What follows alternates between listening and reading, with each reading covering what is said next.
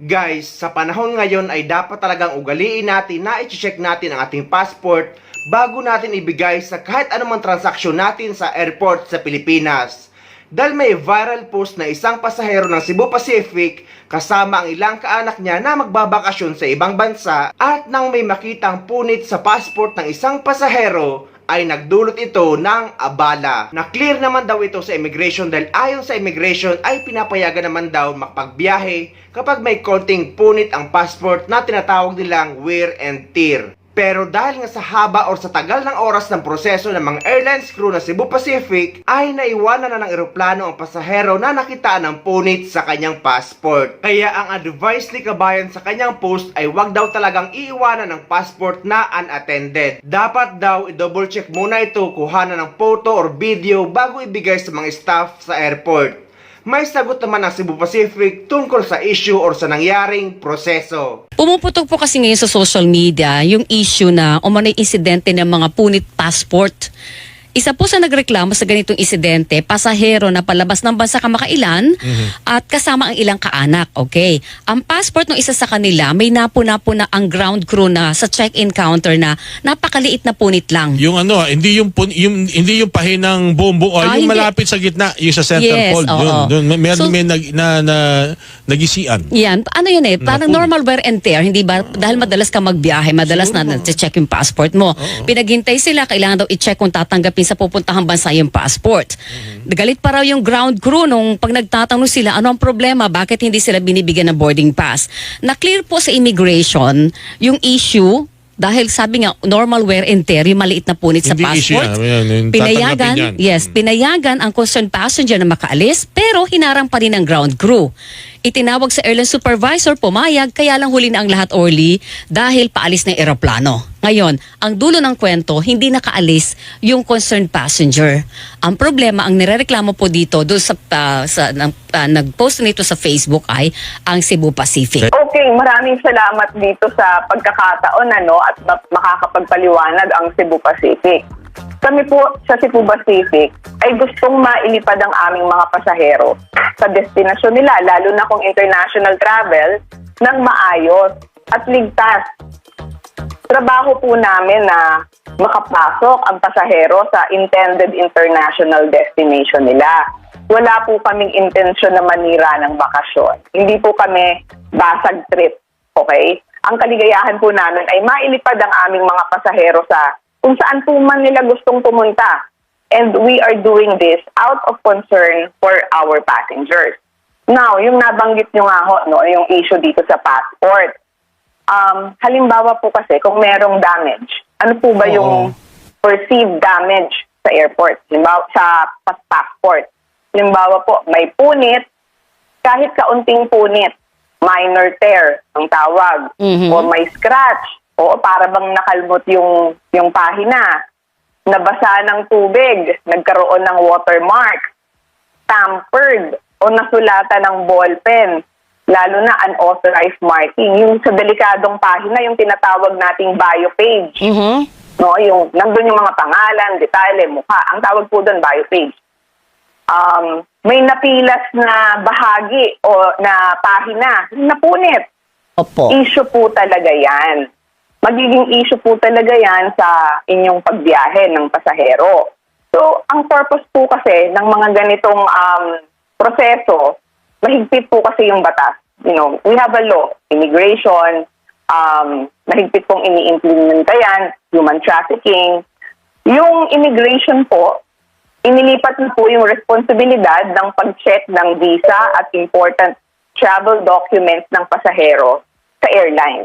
Oo. Kaya po upon check-in, sine-check namin. Pupunta ka ng Japan, tignan namin, may visa ba? Active ba yung visa? Active yung passport? Hindi near expiration? And sine-check yung status. Yung physical status ng passport. Opo. Ngayon kapag po merong na-detect na perceived damage or tampering, kinukunan po namin ng litrato yan at pinapadala po namin doon sa destination. So, kami po sa Cebu Pacific, and I guess this is for other airlines too, may station manager kami doon. Halimbawa, sa Japan or sa Bali, meron kaming station manager doon at sila po ay nire-review yung pinadala naming litrato at dokumento at mag-uusap sila ng immigration doon. Ngayon, kapag sinabi po, hindi pwede, not okay to board, susundin po ng airline yon. Dahil Wala na po ng kaming- batas. Oo. O, pero- Batas siya. Oo. Sinabi po ng halimbawa, Japan, Bali, not okay to board. Walang question, susundin po namin yun. Kasi po ang airline ay pinapatawa ng multa sa bawat pasahero na nakalusot pero hindi dapat pinabiyahe. Opo. Okay. Ang pinakamurang multa po ay about 20,000 per passenger at depende yan sa patakaran ng bansa, Opo. ng foreign country. Opo. Kasi po, pinagbabawal ng any form of perceived tampering ng passport. Ito po kasi ay considered as official and national document. Ang passport po, para sa kaalaman ng marami, ay hindi po personal property. Bagkus, ito ay ipinagkakaloob lamang sa pasahero for documentation and identification purpose, lalo na kung bumabiyahe ka. Ang passport po, inuulit po, ay hindi siya personal property. Pwede po siyang ma-revoke. Pero pag, Kaya, Ma'am Carmina, kaya iniingatan po siya dapat. Opo. Yun, sabi mo, iniingatan dapat. Pero kung kunyari, ikaw frequent traveler ka, hindi kaya dahil lang sa wear and tear, kaya nagkaroon ng konting pilas, gaya na lang ang ating kapartner na si Alvin El Chico. Ang mga 30 na yata, mga pasaporte nito, nakakabyahe. Laging na Oo. mabubuksan Di ba na- minsan nagkakaroon din yun? Tinitignan ng mga immigration Correct, officer. correct. Oo. Kasi nag-e-expire yan. At yun, pag nagkaroon po ng minor wear and tear, nagkaroon ng punit, yan po ay dapat pinapapalitan.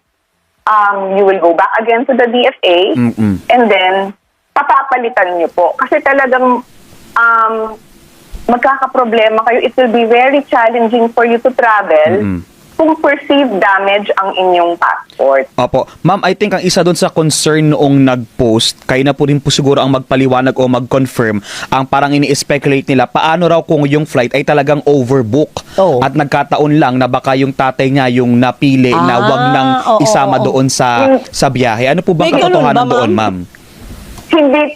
Hindi po kami overbook nung naturang flight na yon.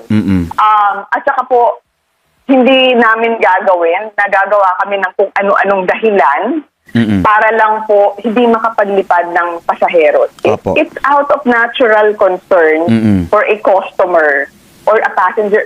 Customer namin ito eh. So, lagi naming pagpapahalagahan. Lalo na family, di ba? Traveling Opo. family, Correct. family group. Oo eh. Bakit naman namin isi-single out si tatay at hindi namin siya pababiyahihin dahil inaakusahan kami ng overbook. Opo. Kung It's sakali just po. a very far-fetched Oo. idea. Okay. Kung sakali po na pinayagan siya ng Cebu PAC na makalipad, Despite na may ganon, may pilas. punit ng pilas di ba, ng kaunti. Anong mangyayari sa kanya pagdating niya doon sa destination niya? In this case, sa Bali po, di po ba? Correct. Halimbawa, pinalusot namin. Hindi namin napansin. Oo. Pinalusot. Oo. Nakalipad siya.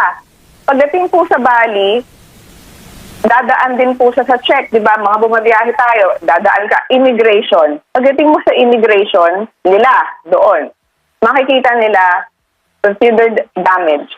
Hindi ka po makakalusot. You will be stuck in the airport. You cannot get out of the airport. So that's the worst it's going thing to be pwedeng a mangyari. negative and far worse experience for the passenger. Oo, mahirap yung A to A ka, airport to airport. Oo. Tapos yung Airport pamilya to mo. airport ka lang. Oo, It's going to be a very painful and shameful experience kasi isi-single out ka. And then hindi ka kaagad makakabalik ng Pilipinas kasi wala ka naman booking because you book for a different return date or return trip. Now, doon magsisimula yung proseso, kaguluhan, and it's going to be a far more traumatic experience for the passenger. Opo. Ma'am, ang isa pa doon sa binanggit po nung nag-post sa Facebook, parang hindi rin daw po nila nagustuhan yung manner lang din po nung staff kasi nga nung dinecline Oo. silang bigyan nung boarding pass, Oo. hindi sa agad sila sinabihan ko ano bang nangyayari at and I quote, ang sinabi daw po sa kanila, kung bibigyan ko kayo ng boarding pass at mawalan ako ng trabaho, anong ipapakain ko sa mga anak ko? 14 days akong suspended. Kumbaga, hindi po agad nila lalaman kung ano bang nangyayari at sinabihan agad sila po ng staff di umano ng ganon. Nakakausap po ba ninyo yung inyong pong staff na Tama sinasabing kayo humarap po dyan, doon di sa umano, kasi hanggang ngayon, Mm-mm. hindi pa rin nakikipag-usap sa amin yung pasahero. We have a very efficient customer care. Sa bawat kaso po na ganyan, nakikipag-ugnayan po kami kaagad. On record, and because we have a system in place, we have sent an email, maski din sa FB Messenger dahil nag-post siya sa Facebook. Tinatawagan po namin sila mula kahapon po, hindi po sumasagot. Okay. Kaya hindi po namin maberipika yung mga iba po niyang sinabi sa post. Opo. Pero bakit kaya umabot and this ng is ganun really katagal, out of ma'am? concern, no? Mm-mm. Oo. Yung waiting Tinatawagan time namin nila. siya, we've exhausted Mm-mm. all platforms to reach the passenger kasi gusto rin namin pong ma-resolve yung case. Of course, this is really not the first time. Meron pa akong isang kaibigan last year na pupunta ng Australia. Ganyan din, may scratch naman dun sa bio page. Hindi po talaga pinaboard. Opo. And we went through the talaga, process. Pinadala namin yung pictures, Australia. Sabi, hindi po pwede. Opo. So ano talaga? Sinabi namin. Tinulungan namin. Sabi ko, mag-email ka sa ganitong email address. Tutulungan ka namin. And tinutulungan namin ma-refund kung ano yung kaya namin ibigay Opo. dahil sayang hindi na nakalipad. So ano ang Ayun. protocol natin kapag may ganyan, ma'am? Dapat ba paghihintayin yung pasahero nang hindi nila alam yung nangyayari? O ano Yung po ba dahilan? ano po ba ang SOP natin para hindi din po mag-cause ng panic o overthinking yung pasahero kung ano bang nangyayari Tama, para alam tama. nila agad kung anong gagawin? So ganit yung sa nangyaring kaso, sinabihan namin sila na to wait. Inuna namin ng picture yung passport nila at yun ang ipinapadala namin. It takes a while pero hindi naman aabutin niya ng isang oras because we are very conscious of the entire process. No? Mm-mm. So, sinuna ng picture, hinihintay namin sumagot ang Bali authorities. Ang nangyari, lumipat sila ng ibang counter. So, paglipat nila ng ibang counter, nakakuha daw siya ng boarding pass. Oo nga, according bakit to her ganun? account. Opo. At ang Nakakuha sinasabi daw na siya ng clear daw boarding po sila pass. sa immigration din. Pero dahil na-flag na sila Oo. at naitawag na yun sa Bali, pagdating nila sa boarding gate, identified na sila at meron na ng desisyon na hindi pwede. Oo, pero bakit daw ang immigration ay clear sila? Ang SEBPAC lang ang talagang tumanggi at in fact, nandoon na sila sa boarding gate mismo. Nakakuha nga kasi doon sa isang lane. Paano nangyari po doon, ma'am? Kasi nga, yung responsibilidad ng pag-check ng travel documents, passport, ay inilipat na sa airline. Kaya po yan ginagawa sa check-in. Pag check-in, papakita mo yung travel documents mo, yung passport mo. Yung responsibilidad na yan, ibinigay na sa airline. Hindi na yan trabaho ng immigration. So when you get to the immigration, kompleto ka na, may boarding pass ka na, Oo. ipipresenta na lang yan talaga. Dahil nga matindi ang screening natin for human trafficking. Kaya sasabihin po talaga ng immigration, wala sa amin yan, sa airline yan. Kasi sa amin po yung responsibilidad. Alright. Mayroon po mga pumapansin, ma'am. Dahil nga sabi ko nga kanina, lahat tayo mga analyst, lahat tayo judgmental kapag ka nakita tayong ganyan. Kasi marami naman sa mga Pilipino ngayon ang bumabiyahe na. Ang sabi nila, dati raw merong tanimbala. Ngayon naman daw ang modus, pilas passport. Naku! Ano ba yun? Meron bang ganun, ma'am? Wala po. We would like to assure the public, no? The traveling public, mga babiyahin papunta ng international travel, wala pong ganyang punit passport modus. Nakikita ko nga ho yan sa Facebook, umiikot-ikot siya. At hindi po yan totoo. Kasi po, it's a bad theory. Okay. Okay? Bakit namin pupunitin ang passport? Mababawasan kami ng pasahero. And that goes for both Cebu Pacific and NAIA, di ba? It's very difficult to get a passport, di ba? Mag-schedule ka, may bayad yan. And it's just so wrong.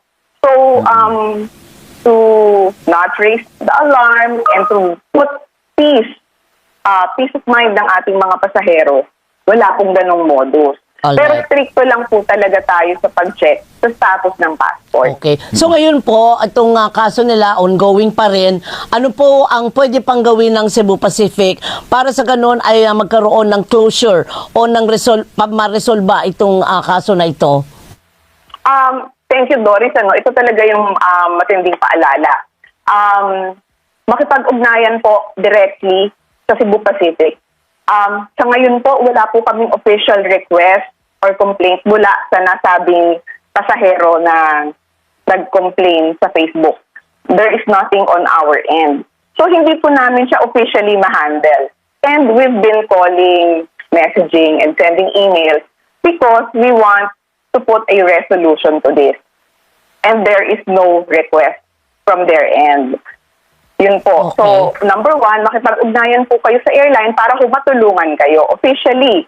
At kami po ay merong maayos na customer care na nag-handle po ng ganitong complaints. And then, important travel reminder, ingatan po natin ang ating passport. Lalo na kung bumabiyahe, lagay niyo po sa maayos na envelope.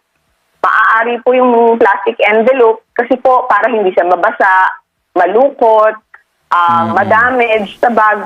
Yung iba po, sinusuksok lang sa bulsa ng maong pag Ay, totoo. bumabiyahe. Oo. Naku, ingatan po natin. Okay. Kasi po, Sige official and national document po ang passport. At kailangan po natin yan, lalo na kung kayo ay bumabiyahe para sa trabaho. Ilalagay ko ang viral post sa description ng video na ito. Dahil nakakaalarma na talaga guys dahil nung una ay Philippine Airlines. Ngayon naman ay Cebu Pacific. At parami ng parami ang nagbabahagi ng nakakaranas o nabibiktima ng di umano'y punit passport modus sa mga airport sa Pilipinas. Kaya kailangan natin magdoble ingat mga kababayan.